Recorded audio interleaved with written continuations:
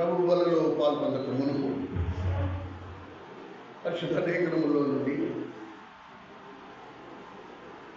కీర్తన గ్రంథము 23వ కీర్తన మనకి ఎంతో పరిచితమైన కీర్తన ఇది.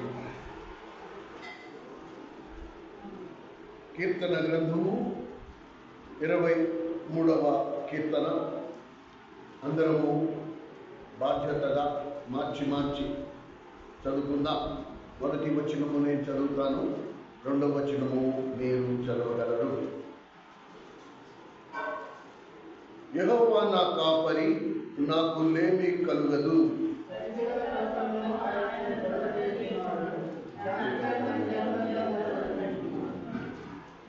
నా ప్రాణమునకు ఆయన శ్రద్ధ తీర్చుచున్నాడు.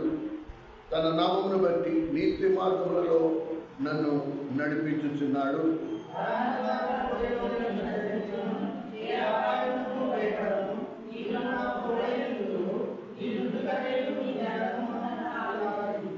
నా శత్రువుల ఎదుట నీవు నాకు భోజనపు బల్ల సిద్ధపరచెదవు.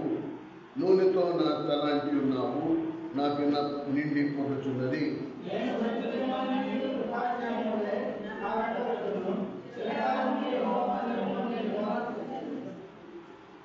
ప్రభువు ఈ లేఖనమును విరచి మనందరికీ బోధించునుగా ప్రార్థన చేస్తున్నాము.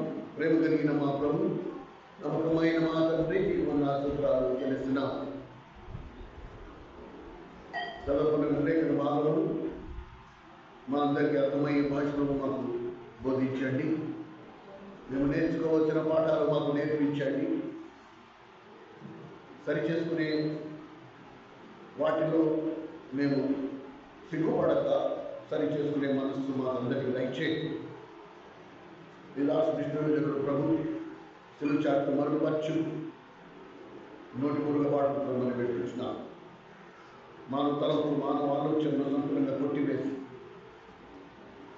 నిష్కలుషితమైన ఆ పరలోకపు వర్తమానము మా అందరికీ దయచి నీ సన్నిధిలో మేము సరిచేయబడిన వారమై నీతో కలిసి నడిచే అనుభవం మా అందరికీ కలుగునేమో.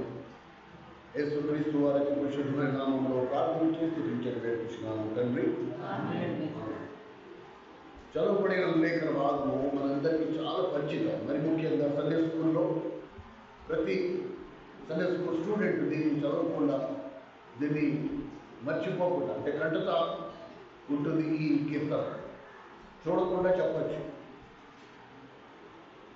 క్రైస్తవులు మార్గదర్శన పొందిన కొన్ని దినాలలో దేవుడు ఈ వాక్యము, ఈ కీర్తన ద్వారా వాళ్ళు ఎంతో బలపరుస్తారు. గమనిస్తే లేఖనాలలో ఈ దావీదు రాసిన ఈ కీర్తన, దావీదు ఈ కీర్తన ఎప్పుడు రాశాడంటే, ఎప్పుడైతే దావీదు ఇంకా కాపరిగా ఉన్నాడో, గొర్రెల కాపరిగా ఉన్నాడో, దావీదుకి గుర్తింపు లేదు. అరణ్యాలలో తిరుగులాడుతూ గొర్రెల మందను మేపుతూ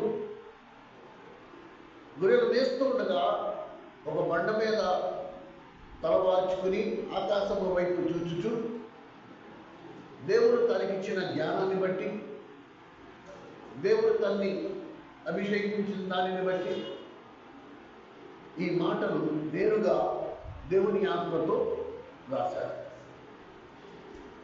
ఎందుకు ఈ మాట చెప్తున్నాము అంటే, ఎంత జ్ఞానము, ఎంత అభిషేకము దేవుడు దావీదుకి ఇచ్చాడు అంటే, 5వ వచనం దగ్గరికి వచ్చేంత వరకు ఆయన బల్ల గురించి ఎక్కడ మధ్యలో ప్రస్తావించాలి. 5వ వచనంలో ఏమంటున్నారు? నా శత్రువులు ఎదుట నీవు నాకు భోజనం సిద్ధపరచెదవు. కనుక ఈ కీర్తనను మనము 3 భాగాల కింద విడదీయచ్చు.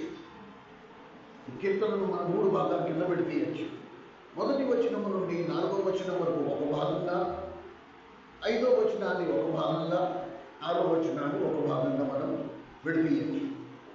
అలా విడదీస్తే మనకి సంపూర్ణ ఉద్దేశం, ఏ ఉద్దేశము చెప్పున దేవుడు ఈ కీర్తన మన కొరకు రాయించాడో, ఏ ఉద్దేశము చెప్పున బైబిల్ గ్రంథంలో దేవుడు ఈ కీర్తనను ఉంచాడో, దీని ద్వారా మనము ఏంటి పాఠాలు నేర్చుకోవాలో ఇది మనకి పూర్తిగా అర్థమవుతుంది. ఈ 3 భాగాలుగా విడదీసి మనం ఒకవేళ ధ్యానించినట్లయితే కనుక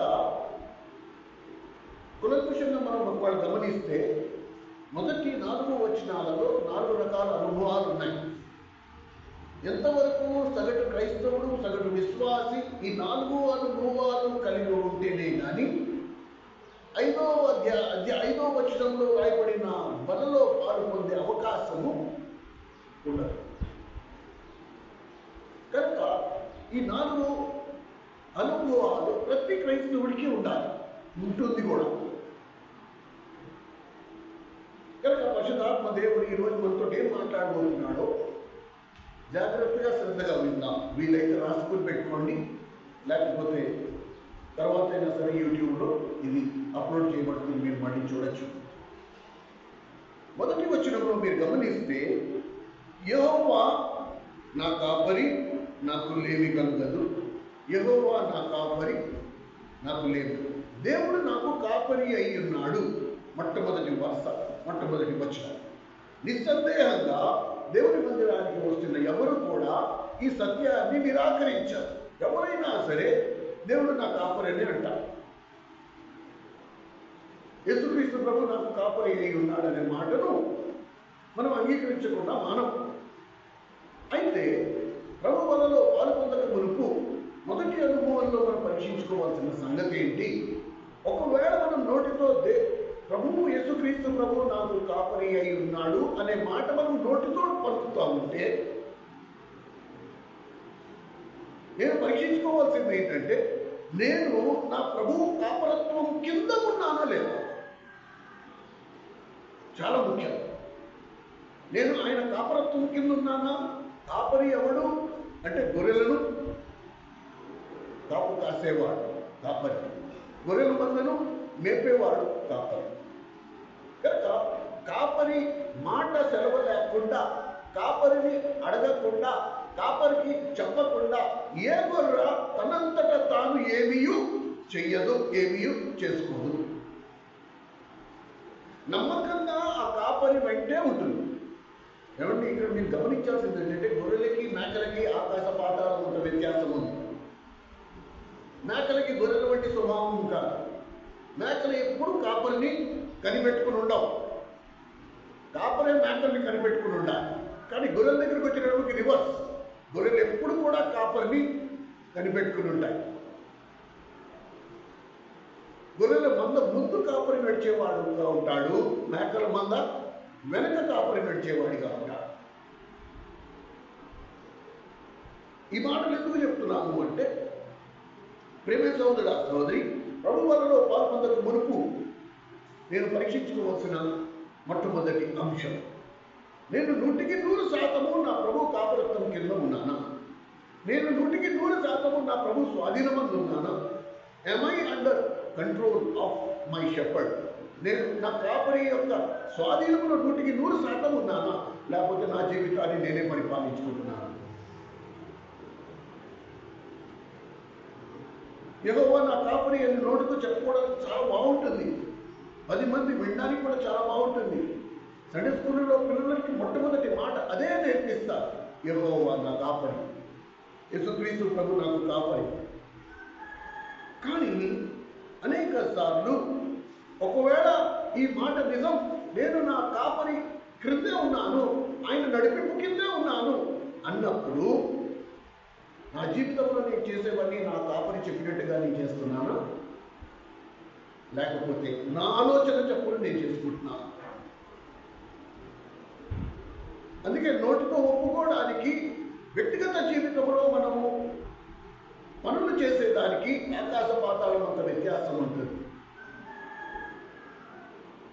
దేవుడు నాకు కాపరి మనం నోటితో చెప్తాము, కానీ కాపరి స్వాధీనంలో మనము ఉండకపోతే మనము గొర్రెలము కాదు. ఫస్ట్ ఆఫ్ ఆల్ మనం క్రైస్తవులమే కాదు. లేదా ప్రభు వలలో మనం పాల్పొందక మునుపు ఒకవేళ వివేచింపక నేను తిని త్రాగినట్లయితే నేను శిక్షావిధి కలుగుటకే తిని త్రాగుచున్నాను. ఇది అందరికంటే పెద్ద సమస్య అండి. దయచేసి నన్ను అపార్థం చేసుకోవద్దు. ప్రభు వలలో పాలు పొందద్దు అని నేను అనట్లే, పాలు పొందే విధానం ఉంది.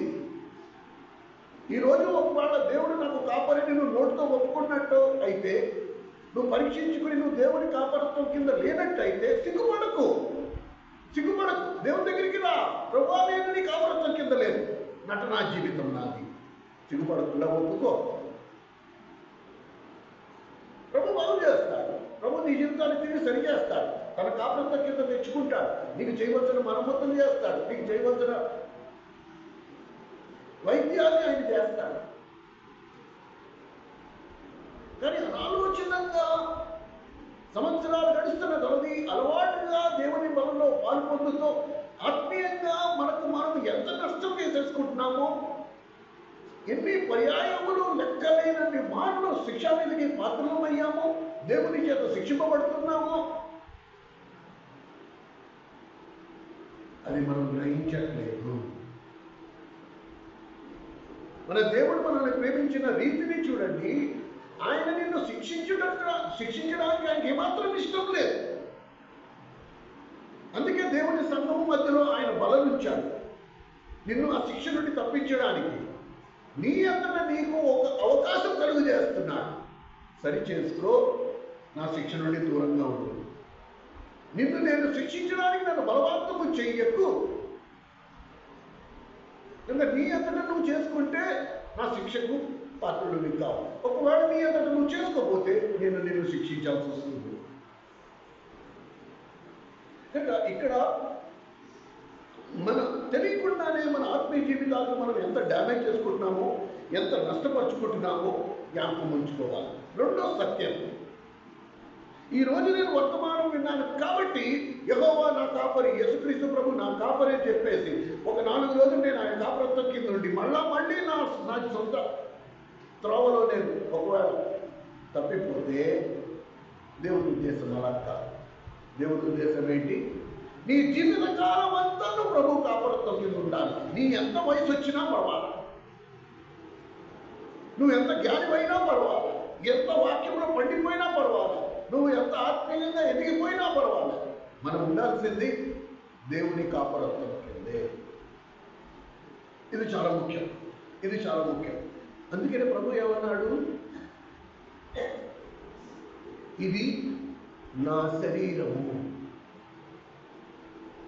పాత నిబంధన కాలంలో ప్రధాన యాజకుడు అతి పరిశుద్ధ స్థలంలోకి ప్రవేశించినప్పుడు ఎంత వణుకుతో, ఎంత భయంతో లోపలికి వెళ్ళేవాడు. నేను తిరిగి బట్ట కట్టి బయటకు వస్తాను రాను, నాలో ఏదైనా పాపం ఉందేమో, గజ ఉడికిపోయేవాడు.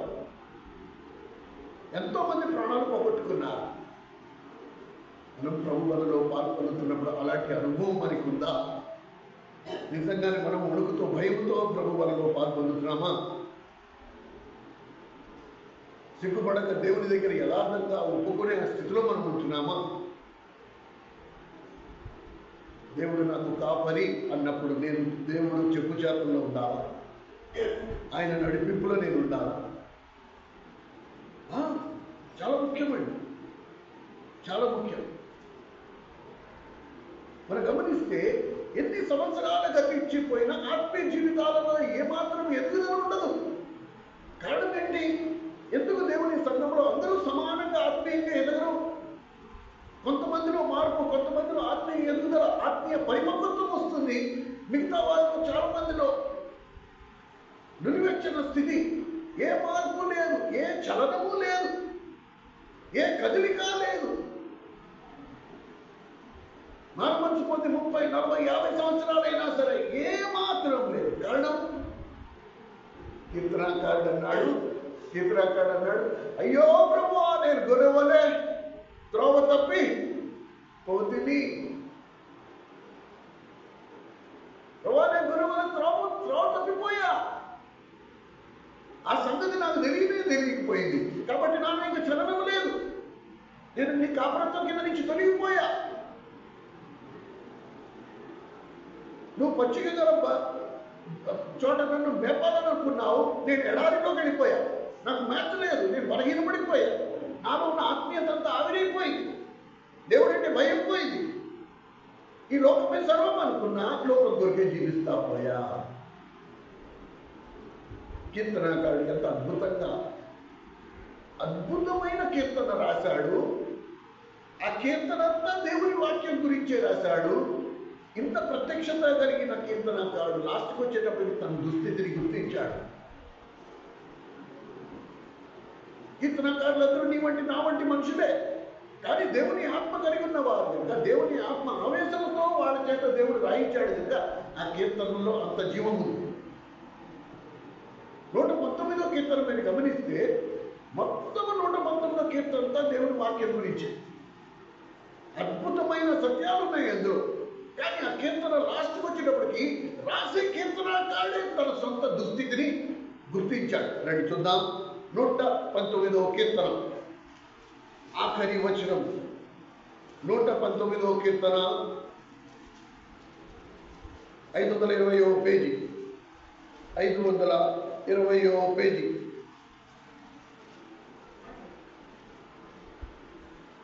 త్రోవ తప్పిపోయిన గొర్రెవలే నేను త్రోవ విడిచి తిరిగి తిని నీ సేవకుని వెతికి పట్టుకొనుము. ఎందుకనగా నేను నీ ఆజ్ఞలను మర్చివాడను కాను. ప్రేమైన సోదరుడు, ఆ సోదరి, ఇక్కడ మనం వాక్యాన్ని అపార్థం చేసుకోదు. మనలో ఎవరు మనం పాపం చేసిన వాడు అని నేను అనట్లే. ఇక్కడ కీర్తన రాసిన వాడు కీర్తనకారుడు పాపం చేసిన వాడేం కాదు. ఎందుకంటే ఎంత స్పష్టంగా సాక్ష్యం రాస్తున్నాడో చూడండి. నేను నీ ఆజ్ఞలను మర్చివాడను కాదు,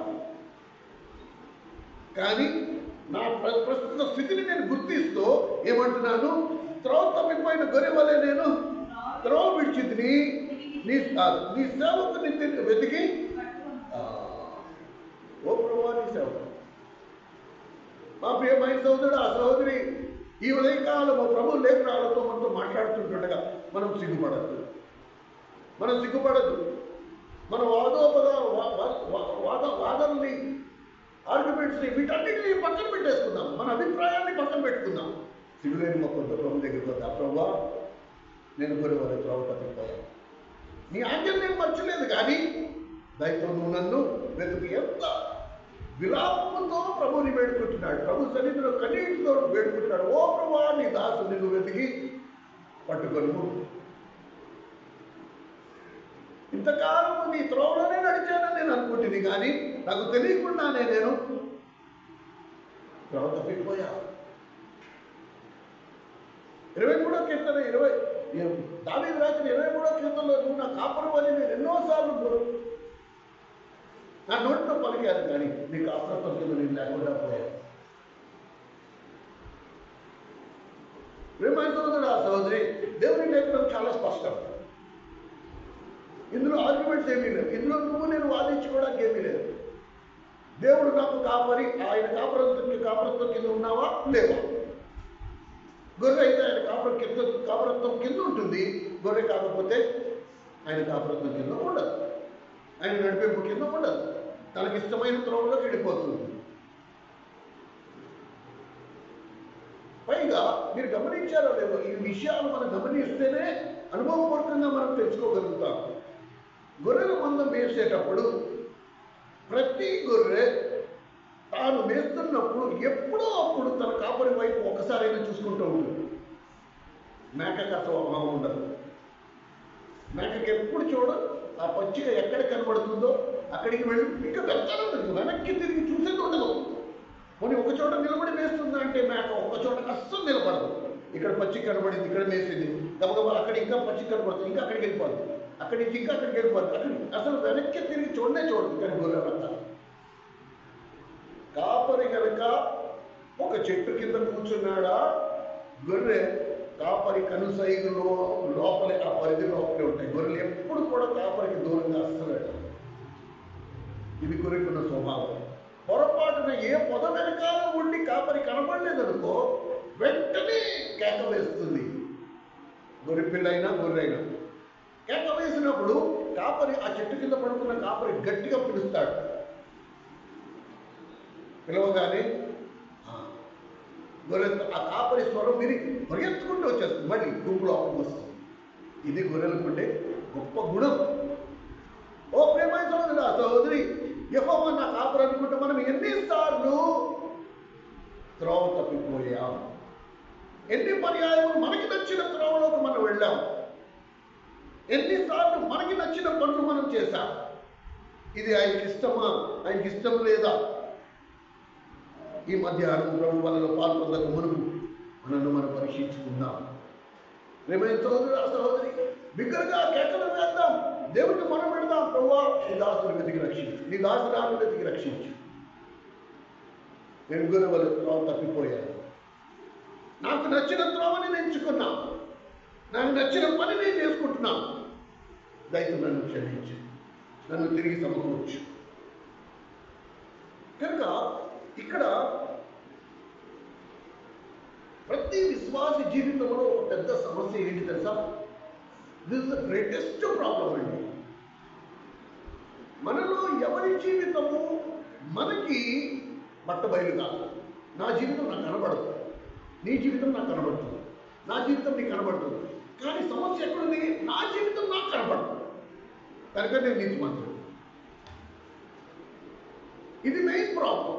నా జీవితం నాకు కనబడదు కాబట్టి నేను నీతిమంతుడు. అందుకని మనం ఎక్కడికి రావాలి?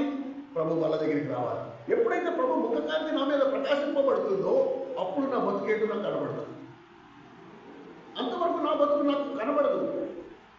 ఇది మర్మం, ఇది రహస్యంగా ఉంటుంది. కనుక నాకు ఎప్పుడు నేను 100కి 100 మార్కులు వేసుకుంటా, నేను నీతిమంతుడు. కనుక నా బతుకేంటో నాకు చూపించడానికి నేను ప్రభు దగ్గరికి రావాల్సిందే. ఓ ప్రభువా, ఇదిగో నీ ముఖకాంతి నా మీద ప్రకాశింపజేసి నా బతుకేంటో చూపించి నేను సరి చేసుకుంటా. నాకు ఇష్టమైన త్రోవలోకి నీకు వెళ్ళిపోయాను నమ్ము. దయతో ఈరోజు నువ్వు నాతో మాట్లాడు. ప్రేమైన సహోదరుడా సహోదరి, దేవుడు నాకు కాపురై ఉన్నాడని నిజంగా గుళ్ళమే చేసి చెప్పగలం? మనకు తెలుసు. దేవుడి కాపురత్వం కింద నేను ఉన్నానో లేదో నాకు తెలుసు. దేవుడి కాపురత్వం కింద నువ్వు ఉన్నావో లేదో నీకు తెలుసు. We know it. ఈ విషయం మనకి చాలా బాగా తెలుసు.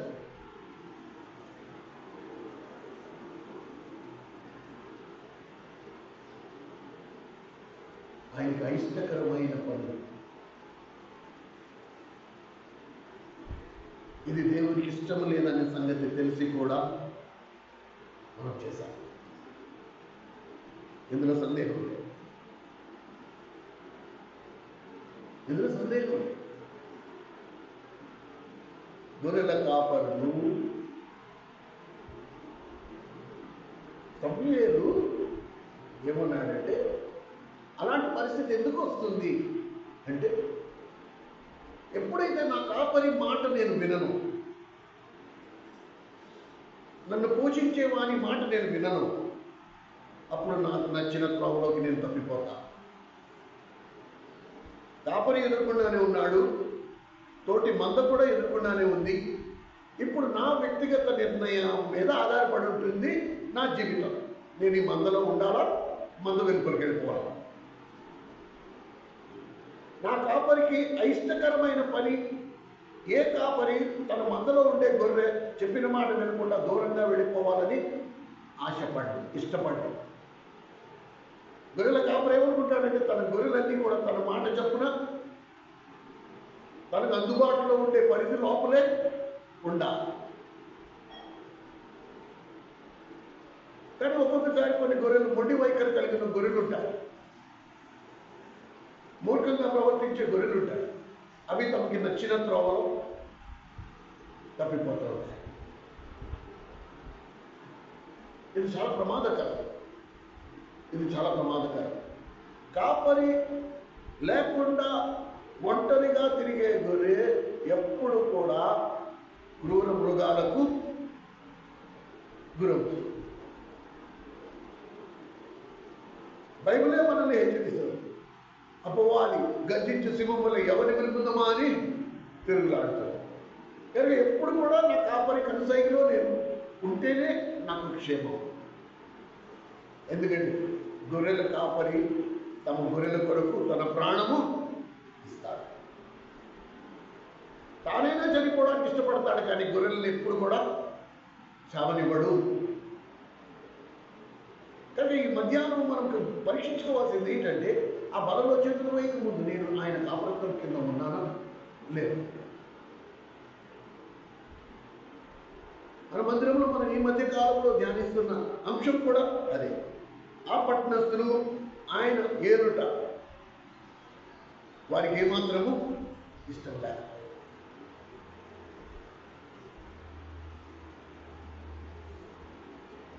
ఎప్పుడైతే ఈ కాపరి ఇలాంటి అవిధేయత కలిగిన గొర్రెల విషయంలో దేవుని సన్నిధిలో ప్రార్థన చేశాడో మీరు గమనించండి. సమూయేలు వృద్ధుడైపోయాడు. ఇప్పుడు సంఘంలో ఉండే విశ్వాసులకి ఇంకొక నాయకుడు కావాల్సి వస్తే సమూయేలు ప్రార్థన చేసి అన్నాడు, ప్రభువా వీళ్ళు నా మాటలు వినట్లే, నువ్వు చెప్పమన్న సంగతిని వీళ్ళకి చెప్పినా వీళ్ళు వినట్లే అంటే ప్రభు ఏమన్నాడు తెలుసా? సమూయేలు, వారు నీ మాటలు కాదు, వాళ్ళు నిన్ను తృణీకరించలే. మొదటి సమూయేలు గ్రంథము 8వ అధ్యాయం. అనేక పర్యాయములు మనమందరము కూడా ప్రభువుతో మన ప్రవర్తన ఈ విధంగానే ఉంటుంది. గమనించండి. మొదటి సమూయేలు గ్రంథం పేజ్ నెంబర్ చెప్పండి. మొదటి 8వ అధ్యాయం 228వ పేజీ. మొదటి సమూయేలు గ్రంథం 8వ అధ్యాయం 7వ వచనం. కాబట్టి అందుకు యెహోవా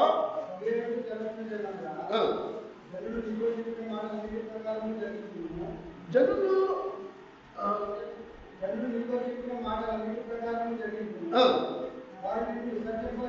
వారు నిన్ను విసర్జించలేదు కానీ తమ్ముని ఏలకుండా నన్నే విసర్జించారు.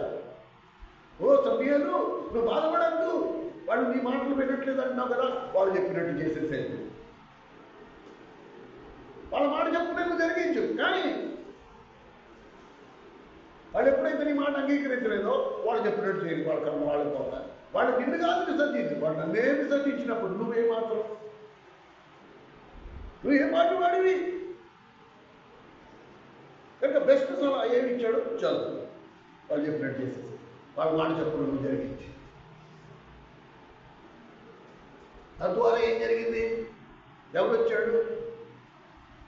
సమూయేలుకు ఎవరు వచ్చాడు? సౌలు వచ్చాడు. ఏమైంది? కనుక ఈ కాపరత్వం మనం ఎప్పుడు గుర్తుంచుకోవాలండి. ఎంత బాధాకరమైన సత్యం ఇది. లూకా సువార్త 19వ అధ్యాయం 14వ వచనంలో కూడా అదే మాట. ఆ పట్టణస్థులు ఆయన ఏలుట వారికి ఏమాత్రము ఇష్టము లేకపోయాను. కానీ యెహోవా నా కాపురని ఒక పక్క చెప్పుకుంటూ నాకు ఇష్టమైన త్రోవలో నేను వెళ్తున్నానంటే ఆయనకి నాకు ఏమాత్రం సంబంధం లేదు. నువ్వు గొర్రెవి కాదు, ఆయన నీకు కాపరి కాదు. కానీ కాపరత్వంలో ఉన్న వారి జీవితాలు వేరేగా ఉన్నాయి. ఇర్మియా కూడా అదే మాట. ఇర్మియా గ్రంథము 2వ అధ్యాయము 13వ వచనంలో వారు నిన్ను కాదు నన్నే విసర్జించి దే రిజెక్టెడ్ మీ. ఇర్మియా గ్రంథం 2వ అధ్యాయం 13వ వచనం.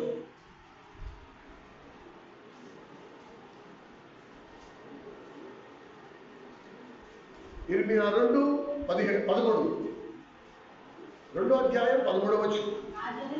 ఆ జనులు నా జనులు 2 నేరములు చేసి ఉన్నారు, జీవజన్మలో ఓటునైన నన్నే విడిచి ఉన్నారు. కనుక ఎక్కడ జీవము దొరుకుతుందో ఆ జీవజలమునైన నన్నే వాళ్ళు వదిలేసుకుని తమ కొరకు ఏం చేసుకున్నారంట? తమ కొరకు రెండో భాగం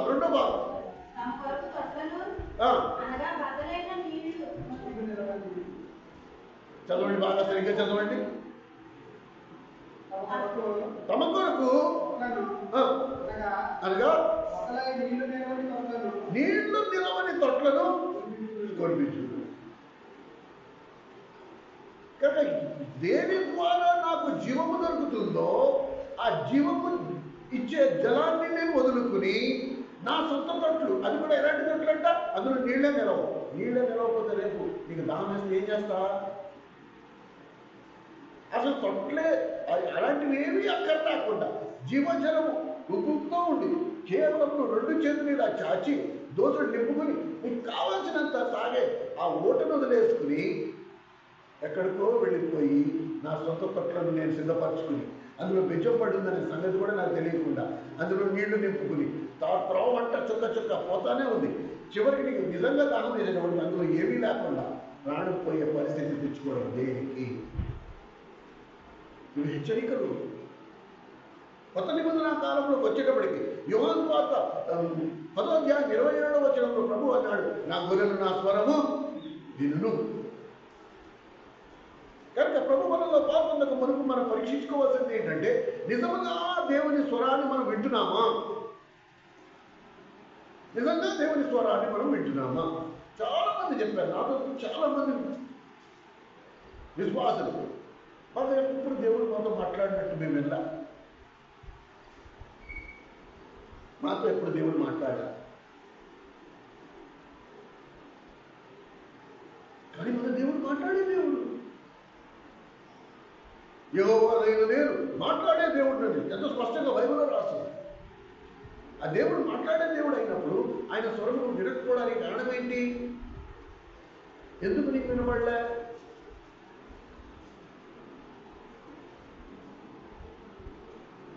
నెబుకద్నెజరు కాలంలో దానియేలు బబులోనికి కొనుక్కోబడ్డాడు, తీసుకెళ్ళి బంధించబడ్డాడు, బందీగా వెళ్ళాడు. బెల్షస్సరు కాలంలో గోడ మీద ఏదో రాసి ఉంటే మొత్తము బబులోనులో ఒక్కడు కూడా గోడ మీద రాసున్న చేయరాక చదవలేకపోయాడు, దాన్ని అర్థం చేసుకోలేకపోయాడు. అప్పుడు దానియేలు పిలువబడ్డారు. ఒకటి చెప్పాడు, ఏ కలభావమైన ఏ రాతైనా చదవగలిగే ఒకడు మన ఊళ్ళో మన దేశంలో ఉన్నాడంటే రండి తొందరగా వాడిని పిలవనప్పుడంటే దానియేలు వచ్చి ఆ గోడ మీద చేయరాతను చూసి అన్నాడు, ఇది నా తండ్రి చేతి రాత. వెంటనే గుర్తుపట్టేశాడే. ఎలా దానియేలు గుర్తుపట్టగలిగాడు? బబులోనులో ఇంతమంది జ్ఞానులు ఉన్నారు, ఎవరు దాన్ని ఎందుకు చదవలేకపోయారు?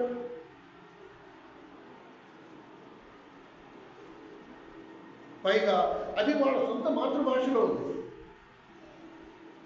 ఎంత విచిత్రం కదా, ఎంత విచిత్రం, ఎంత ఆశ్చర్యం.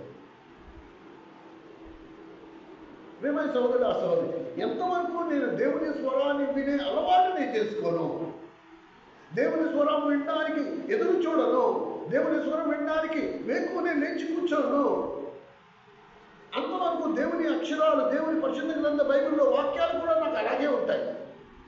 చదవగలను కానీ దాని అర్థం తెలియదు. తెలుగులో ఉంది కాబట్టి నేను చదువుతాను, కానీ దాంట్లో ఉన్న అర్థం నాకు తెలియకుండా ఉంటుంది. కారణం, ఫస్ట్ నేను దేవుని స్వరం వినగలిగే అలవాటు చేస్తాను.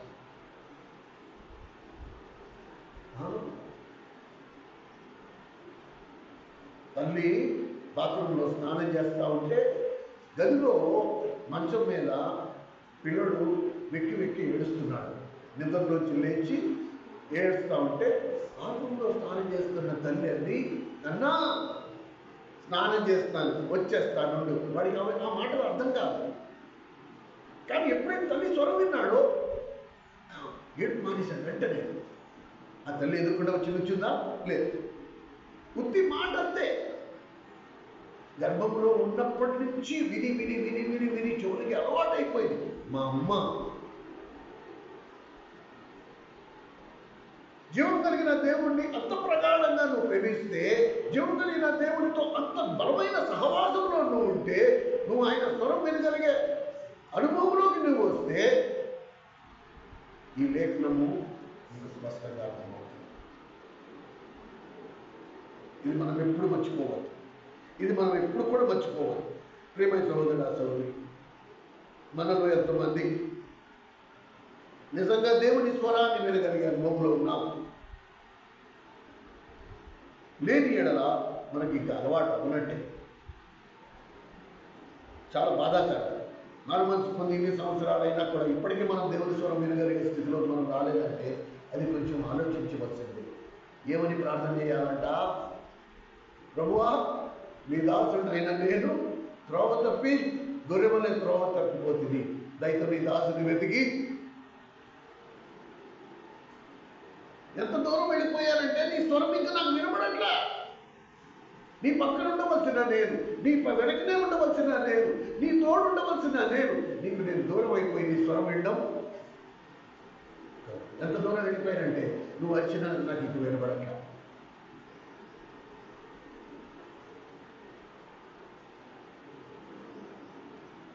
కొంచెం ఆలోచించవలసిన సంగతి,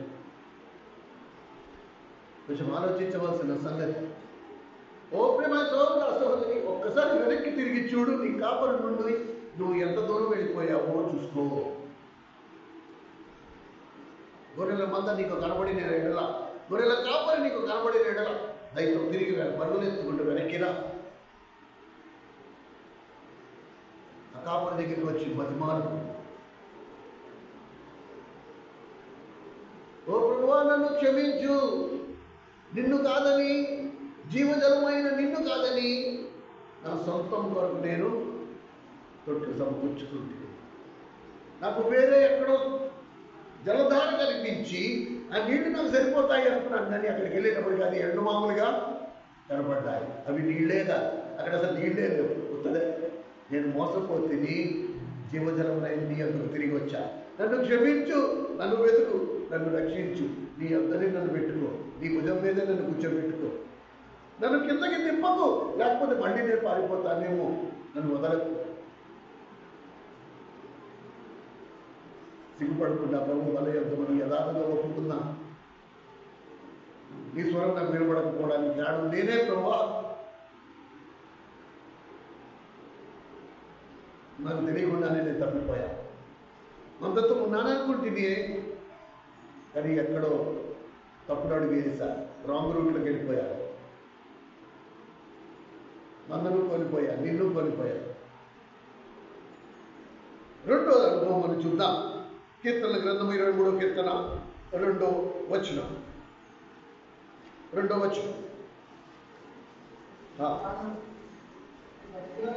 పచ్చిక గల చోట్లను ఆయన నన్ను పరుండ చేస్తున్నాడు. చూడండి, పచ్చిక గల చోట్ల అనే మాటకు అర్థం ఏంటి? పౌష్టికమైన బలమైన ఆహారం. నా దేవుడు నాకు తన బలమైన ఆహారంతో పోషిస్తాడు. ఎవరు గ్రహించలేనంత జీవాహారముతో ఆయన నన్ను పోషిస్తాడు. శాంతికరమైన జలముల యొద్దకు నన్ను తీసుకెళ్తాడు. ఇది దేవుడు ఎవరికి ఇస్తున్నాడు? ఎవరికంట? ఎవరైతే గొర్రెల కాపరి యొక్క స్వరాన్ని విని గొర్రెల మందలో ఉండి కాపరిని వెంబడించే గొర్రెలకు ఆయన ఈ ఆధిక్యతను కలుగు చేస్తున్నాడు. అందరికీ కాదు. లేకపోతే దేవుని మందిరానికి అందరికీ వచ్చి, దేవుని మందిరానికి వచ్చి వాళ్ళందరికీ వాక్యం వంట పట్టదు కాదు. ఎవరైతే ఆయన కాపరత్వం కింద ఉన్నారో వారికి మాత్రమే ఈ పచ్చిక గల చోటు, శాంతికరమైన జలములు, దీస్ హెల్తీ ఫుడ్, ఈ బలమైన ఆహారము ఎవరైతే ఆ కాపరత్వాన్ని అంగీకరిస్తున్నారు. ప్రభా నువ్వు ఎక్కడికి తీసుకెళ్తే అక్కడికి, నువ్వు ఏం పెడితే అదే.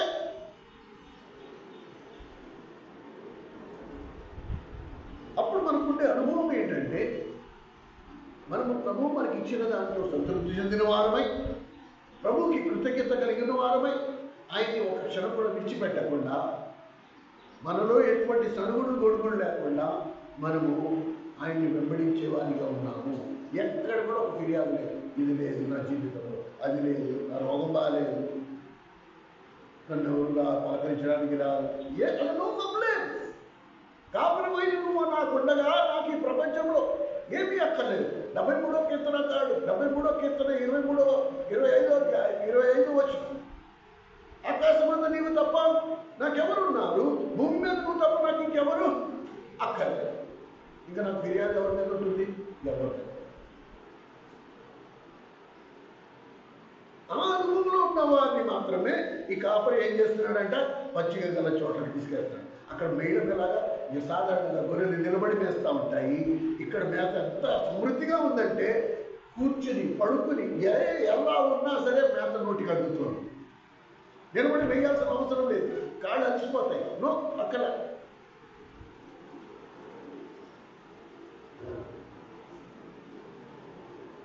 కానీ మనం ఎలాంటి మేత?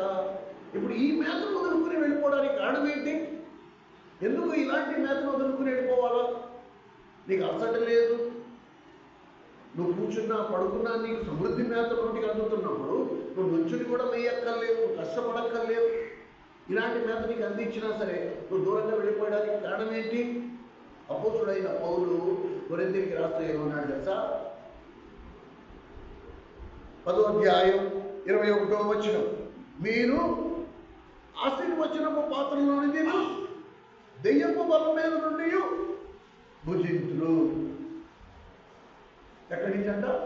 మీరు దేవుని బలం నుంచి దెయ్యపు బలం నుంచి రెండింటి నుంచి మీరు తినేవారిగా ఉన్నారు. చదవండి. మీరు ప్రభు పాత్రలో దేవుని పాత్రలో కూడా తాగనేరు.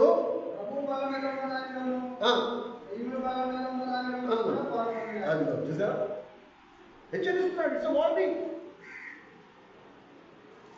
ఎప్పుడైతే ప్రభు ఇచ్చే మేత నాకు సరిపోదనుకుంటానో, నాకు ఇంకా కావాలనుకుంటానో, అప్పుడు నేను లోకంలోకి వెళ్తాను. అప్పుడు నేను దెయ్యముల వల్ల నేను ఉన్నది కూడా నేను భుజించడానికి ప్రయత్నిస్తాను. అందుకనే పౌలు హెచ్చరించాడు, ఈ రెండు నీకు తగవు, ఇవి రెండు నీకు తగవు. మనం దేవుని బిడ్డలం, దేవుని వల్ల తప్ప దెయ్యముల వల్ల నుంచి మనం తినడానికి వీలు లేదు. దేవుని బలం నుంచి నాకు దొరికిన దాంతో నేను తృప్తి చెందినప్పుడు నేను దెయ్యముల బల జోలికి వెళ్ళను. అస్సలు వెళ్ళాల్సిన అవసరం నాకు ఉండదు. ఈ పచ్చిక గల చోట్ల పరుండి ఆహారం భుజించే అనుభవం అనేది ఆ ప్రభు ఒక్కడే నాకు కలుగు చేయగలడు.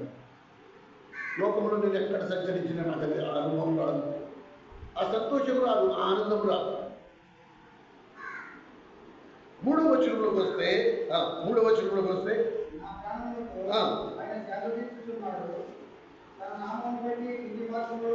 నీతి మార్గములలో నడిచే కాపరి, నీతి మార్గములలో నడిపించే కాపరి.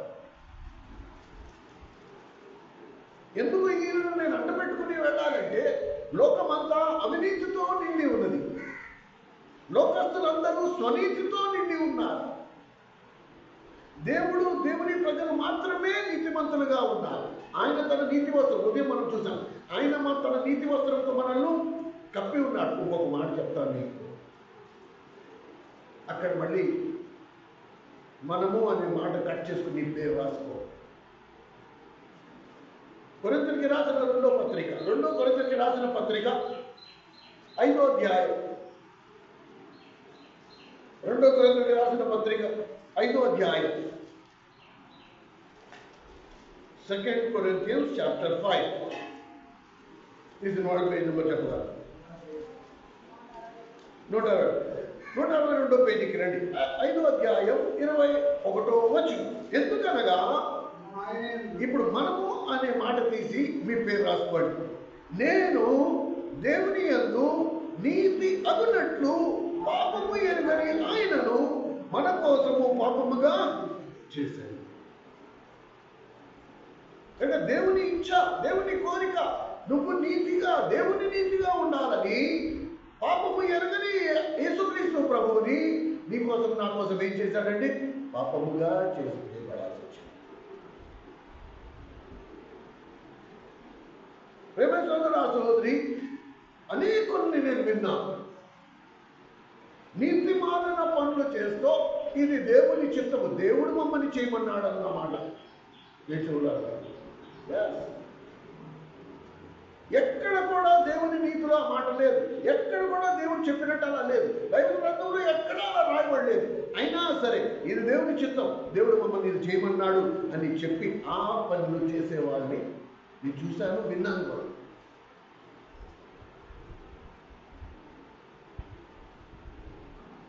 కానీ ఈయన మనల్ని ఎక్కడ నడిపిస్తున్నాడు? నీతి మార్గములలో తన నామమును బట్టి ఆయన నీతిమంతుడుగా, నీతిమంతుడైన యేసుక్రీస్తు ప్రభు మనలను నీతి మార్గములలో నడిపించేవాడిగా ఉన్నాడు. ఒక ప్రశ్న మనం వేసుకోవాలి, నీతిమంతుడైన దేవుడు నిన్ను అనీతిమంతమైన మార్గంలో ఎలా నడిపిస్తాడు? How can he lead you? నీతి మాలిన పనుల నుంచి ఎలా చేయిస్తాడు?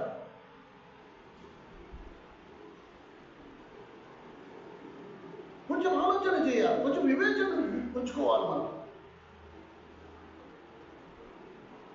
దేవుని వాక్యానుసారంగా లేని దానిది ఎక్కడ కూడా దేవుని బైబిల్లో రాయబడలేదు. అలాంటి పనులు నేను చేసి ఇది దేవుని చిత్తం అంటే నేను అడగబడుతున్నది, అది దేవుని నీతి ఎలాగవుతుంది?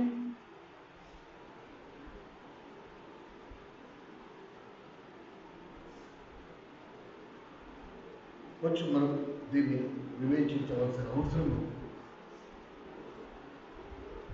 మోసపోకు దేవుడు వెక్కిరింపబడ్డు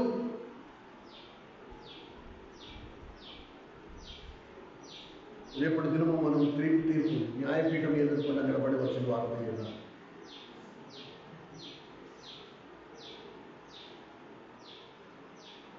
కొంచెం వివేచించాలి, కొంచెం ఆలోచన చేయాలి. కనుక మొదటి అనుభవం నుంచి రెండో అనుభవం నుంచి మూడో అనుభవం, ఈ 3 అనుభవాలు లేకుండా 4వ అనుభవంలోకి మనం రాలేదు. ఇప్పుడు 4వ అనుభవం ఏం చెప్తుంది? 23వ కీర్తన 4వ వచనం, నేను సంచరించిన ఏ అపాయము నేను భయపడను, నువ్వు నాకు తోడైంది. నేను దేనికి భయపడాలండి? నేను దేనికి భయపడాలి చెప్పు? ఆయన నాకు కాపరై ఉండడమే కాకుండా ఆయనే నాకు తోడై ఉన్నప్పుడు నేను దేనికి భయపడాలి? నేను ఎందుకు భయపడతా? కొంచెం ఆలోచన చేసుకోవాలి. గొర్రెల కాపరి తన గొర్రెలకు ప్రాణం ఇచ్చేవాడే కాపరి. అలాంటి కాపరి తోడుగా ఉన్నప్పుడు గొర్రెలు దేనికి భయపడతాయి?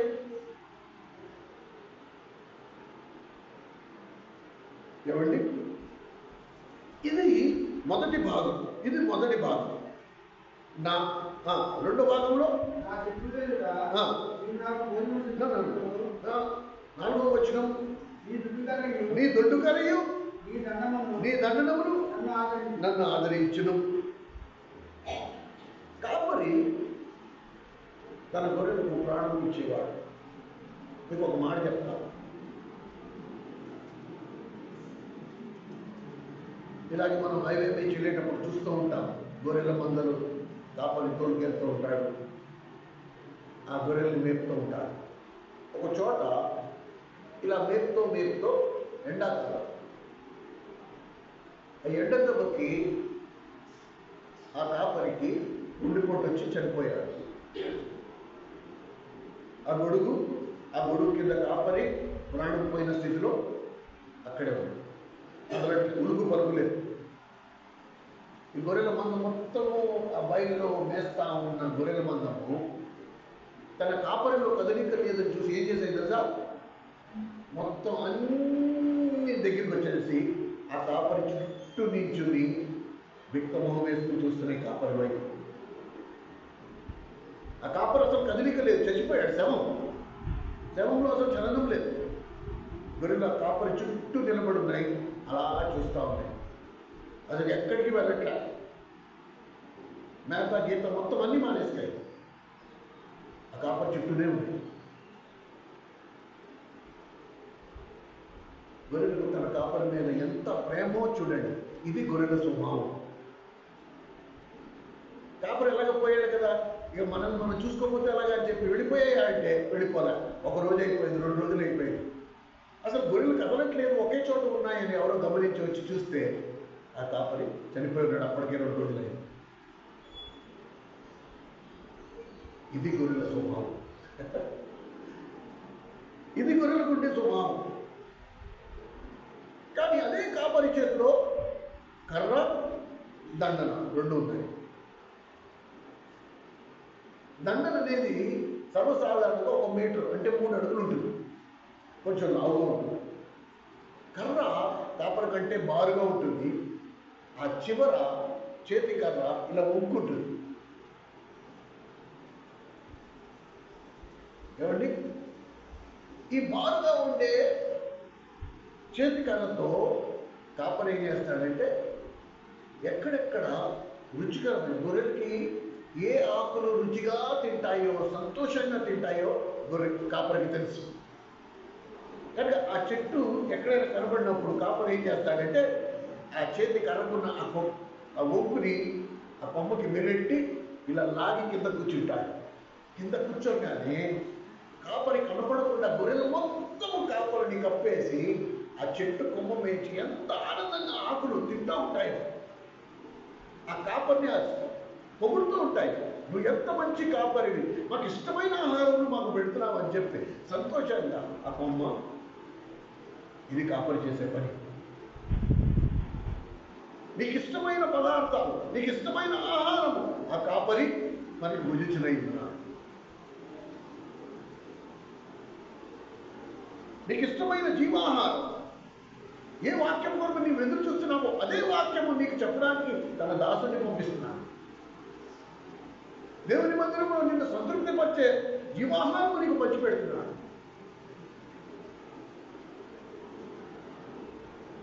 ఈ అనుభవం ఉండాలి. ప్రభువా, నీ చేతి కర్రతో నాకు ఇష్టమైన ఆహారం. అంతేకాదు, ఒక్కొక్కసారి ఈ గొర్రెల్లో కొన్ని తుంటర గొర్రెలు ఉన్నాయి. ఆ తుంటర గొర్రెలు గొర్రె కానీ కొద్దిగా తుంటరితనం, అల్లరి అలవాటు, కొద్దిగా అల్లరి కొద్దిగా ఎక్కువ చేస్తూ ఉంటారు. చెప్పిన మాట వినవు. కాబట్టి దాన్ని కిందకి లాగి తినండి రా అని చూస్తూ ఉంటే అవి దగ్గరికి వచ్చి తింటూ ఉంటాయి. కొన్ని దూరంగా ఉంటాయి, రావు అసలు దగ్గరికి. అది ఎంత పిలిచినా కూడా రావు. ఇప్పుడు కాపరి ఏం చేయాలంటే ఆ కొమ్మలు కొన్ని తెచ్చి వాడే దగ్గరికి తీసుకెళ్ళి దానికి పెట్టాలి. పెట్టిన ఒకసారి తినవు. కొన్ని గొర్రెలని ఒక పక్కకి వెళ్తుంటే ఇంకొక గొర్రె కొంచెం రాంగ్ రూట్లోకి వెళ్ళిపోతూ ఉంటాయి. ఇలా బుద్ధి లేని గొర్రెలు కొన్ని ఉంటాయి. కనుక కాపరి ఏం చేస్తాడు తెలుసా? అప్పుడు ఆ దండం తీస్తాడు. ఆ దండం ఎంత ఉంటుంది? కరెక్ట్గా 3 అడుగులు. అది లావుగా ఉంటుంది.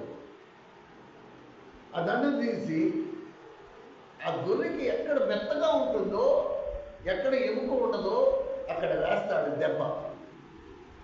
దేవుడు వేసే దెబ్బ ఎలా ఉంటుందంటే మన శరీరంలో ఉండే ఎముకలకు గాయం కాకూడదు, అలా అని చెప్పి మనకి బుద్ధి కూడా రావాలి. కానీ ఈ దండంతో మనల్ని దండించేవాడిగా ఉంటాడు. తండ్రి శిక్షింపని కుమారుడు దుర్బీజుడు. నా అవిధేయత, నా బుద్ధిహీనత, ఇవి నా కాపరి చేత నేను దండించబడకపోతే నేను బుద్ధిహీనుడు అయిపోతా, నేను దుర్బీజుడు అయిపోతా.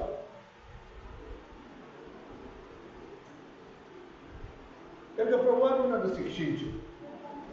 నీకు అయిష్టకరమైనవి ఏది నేను చేయకుండానట్లు నువ్వు నన్ను నీ దండంతో శిక్షించు. ఓ ప్రభువా, గత వారంలో నీకు అయిష్టకరమైనవి నేను చేసి ఉన్నాను. ప్రభువా, నీ బలంలో నీ చేతులేసే ఆధారం నేను కోల్పోయాను. నీ దండంతో నన్ను శిక్షించు, నన్ను క్షమించు, నన్ను తిరిగి వెతికి రక్షించు. అప్పుడు నేను నీ బలం నుంచి వేస్తాను. ఈ 4 అనుభవాలు వచ్చిన తర్వాత ఇప్పుడు 5వ వచనంలో మన ముందు ఏం చేశాడు దేవుడు? ఆ బలం ఇచ్చాడు. నా శత్రువుని ఎదుట నీవు నాకు బలను భోజనం సిద్ధపరచెదవు. ఎందుకు ఈ 5వ వచనాన్ని మనం ఇంత తీవ్రంగా తీసుకోవాలి? పరిశుద్ధ మందిరంలో దేవుని బలలో పాల్గొంటున్నప్పుడు ఎవరు మనల్ని చూడట్లేదు, కానీ వాస్తవంగా ఏం జరుగుతుంది? నా శత్రువు ఎవరు? ఆకాశ మండలం మందు ఉన్న దురాత్మ శక్తులు, చీకటంతటా శక్తులు.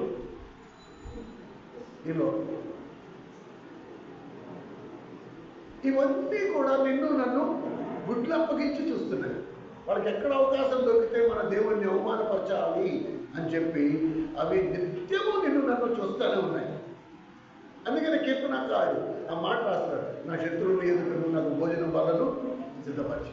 గుర్తుంచుకో, ప్రభు బలలో పాల్పొందుతున్న నువ్వు ఏ ఉద్దేశంతో పాల్పొందుతున్నావో నీ అంతరము ఎరిగి ఉన్న ఆ పైన సాతాను వాడి అనుచరులు చూస్తూనే ఉన్నాయి. అనేక పర్యాయములు ప్రభు బలలో పాల్పొందుతున్న మనం ప్రభు బల యొక్క మనం తీసుకున్న తీర్మానాలకు గడప దాటిన తర్వాత వెంటనే మర్చిపోయేవారుగా ఉన్నాం. తద్వారా అవి వెంటనే తను యేసుక్రీస్తు ప్రభు దగ్గరికి వెళ్ళి చూపిస్తుంది. ఇగో వాళ్ళు తీసుకున్న తీర్మానం ఏంటి, వాళ్ళ బతుకులు ఏంటి చూడు.